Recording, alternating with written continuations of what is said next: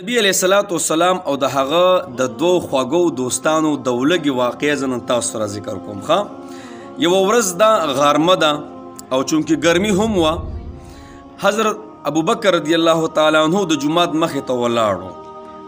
دې کې حضرت عمر رضی الله تعالی عنہ هم راووت د کوره بهر د جماعت مخې ته رالی چې ویلو د ابوبکر ته دلته څه کې، دا ټیم خو د خوب دی او ته راغلی د جماعت مخې ته ولاړې. ابوبکر رضی الله عنه ته وایي عمره وی ولګې راغستی ما، یعنی خېټه مې د ملا سره لګېدلې ده او ولګه مې ملاستې ته پرېږدي نه. عمر رضی الله عنه ته وایي جناب دا خبره خو زمام ده، زه خو هم ولګې راغستی ما او خېټه مې د ملا سره لګېدلې ده او آرام ته مې ولګه پرېږدي نه. دوی دا خبرې کولې جناب محمد رسول الله صلی الله علیه وسلم هغې تشریف راوړو. عمر رضی الله تعالی عنہ ورته عرض کې د الله رسوله ستانه قربان شم، په دې ټیم باندې تاسو څه کوئ؟ جي تاسو راووتې، دا خو د آرام وخت دی، دې ټیم کې تاسو څه کوئ چې راووتې؟ نو هغه ورته وایي یاره جي وایي ولګې راغستی ما. اوس دا درې واړه خپل دوستان یو بل ته وایي دا مسله خو ټوله زمونږ ده، دا خو زما هم مسله ده، د ابوبکر هم مسله ده، د عمر هم مسله ده، الله رسول ستاسو هم دا مسله ده. نبي اسلام ورته وفرمیل او جي وایي ولګې راغستی ما، ولګې مې ډېره ده، د هغې د وجې نه بهر راووتم. ښه نبي اسلام ورته وفرمیل راځئ چې ځو. حضرت ایوب رضی الله تعالی عنہ کور ته لاړل او ورې وټکو. نو چې ورې کله وټکو نو هغه ټیم کې د پردې د آیاتونه نو راغلي. نو د ایوب انصار رضی الله تعالی عنہ په باغ کې کورو، د کجورو باغ و، په هغې کې دننه کورو.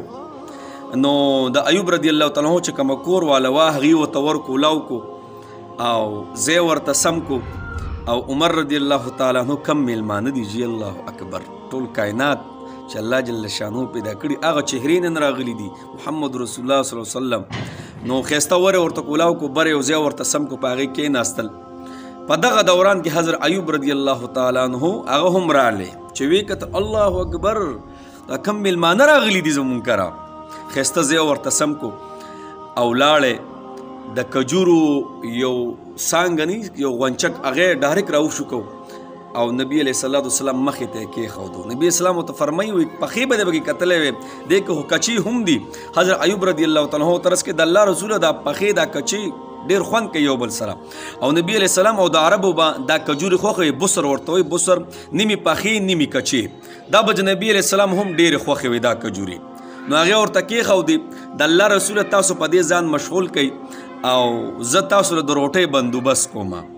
نو هغه نو ایوب رضی الله تعالی عنہ سره چاړه وه، هغه چې کله روان شو نو نبي علیه السلام ورته وفرمیل ایوبه خیال که وګورئ د پیو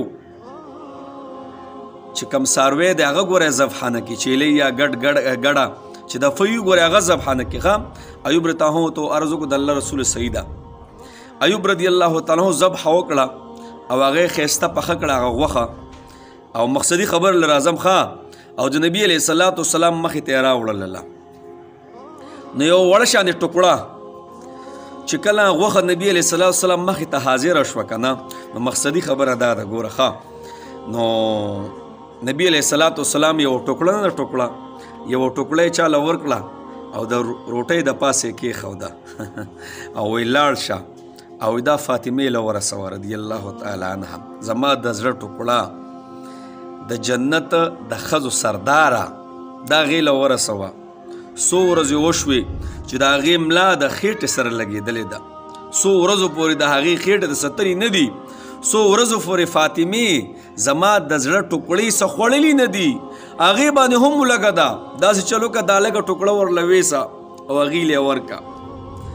او بیا چې کله هغوی کله خوراک وکړو نبي علیه الصلاۃ والسلام دی که نه، نو بیا څه ویې وایي د دې به هم الله جل شانه تپوس کوي. الله اکبر، مقصدي خبره مې دا ده. ښه عمر رضی الله تعالی عنہ د الله رسوله دومره په مشقت مونږ ته خوراک میلاو شو، یعنی دومره ولګه را باندې تېره شوه، دومره تنده را باندې تېره شوه، دومره خېټم د ملا سره لګېدلې ده د الله رسول د دې به هم الله جل شانه تپوس کوي. الله اکبر، بالکل تپوس به کوي جی. د ښایسته د ګرمو اوبو په ژمي کې او په اوړي کې د یخو اوبو ښایسته سوري نن به موږ څومره خوراکونه کړي زه څو پیر آیا موږ چېرته ویلي دي چې د دې به الله جل شانه موږ له څه تپوس پکوي نو بهر کې جي د هر یو څیز به الله جل شانه تپوس کوي ښه دا کم دین اسلام چې ما تا ته رارسېدلی جي ډېر په تکلیفونو رارسېدلی دغه نازبینو بدونو نه دی دغه نازبینو بدونو ډېر تکلیفونه تیر کړي جي یو ورځ نبي علیه الصلاة والسلام ګټې په خپلې خېټې مبارکې پسې تړلې وې الله اکبر دا نن چې مونږ وایو لا اله الا الله محمد رسول الله کنه نو جی دې کې ډېر داستان دی جی دې کې دغه شهزادګانو د صحابو د نبی علیه السلام د اولادو د نبی علیه السلام د ولږو د تندو د وینو جی یو قسم له سمندرونه پراته دي جی نو بهر کې الله جل شانو موږ له دا زندگی را کړې ده او دا دین اسلام مې راته را کړی راویرس او خپل حق ادا کو رضی الله عنه ورضوا عنه بأيهم اقتدیتم